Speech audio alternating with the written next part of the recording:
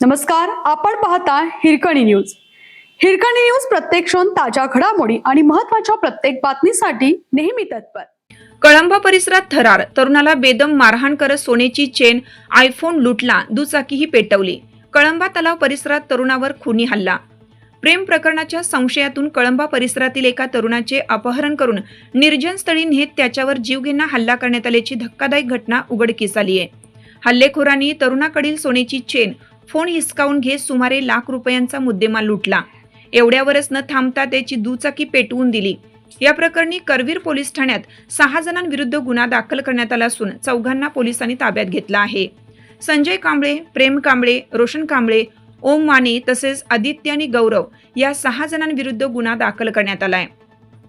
सिद्धार्थ अंकुश जगताप राहणार कळंबा असे गंभीर जखमी तरुणाचं नाव आहे. त्याच्यावर खासगी रुग्णालयात उपचार सुरू आहेत.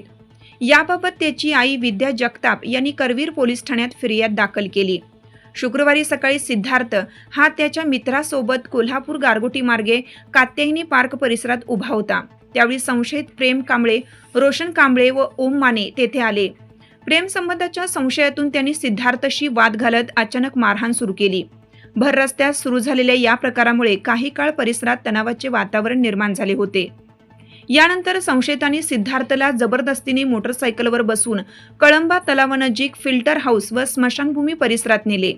तेथे आधीपासूनच थांबलेल्या साथीदारांनी त्याला बेदम मारहाण करण्यात आली. या हल्ल्यात सिद्धार्थच्या डोक्याला व चेहऱ्यावर गंभीर दुखापत झाली असून तो रक्तबंबाळ अवस्थेत खाली कोसळला. हल्लेखोरांनी त्याच्या गळ्यातील अर्धा तोळ्या सोन्याची चेन तसेच आयफोन जबरदस्तीने हिसकावून घेतल्याचे फिर्यादीत नमूद आहे. तसेच सिद्धार्थच्या कुटुंबियांनाही जीवे मारण्याची धमकी देण्यात आल्याने जगताप कुटुंबीय भयभीत झाला आहे. दरम्यान संशयितांनी सिद्धार्थची दुचाकी दगड व काठ्याने फोडल्यानंतर फिल्टर हाऊस परिसरात पेटवून दिली. पुढील तपास करवीर पोलीस करीत आहेत. आपल्या हिरकणी न्यूज चॅनलला लाईक करा, शेअर करा आणि सबस्क्राईब करायला विसरू नका आणि रहा अपडेट.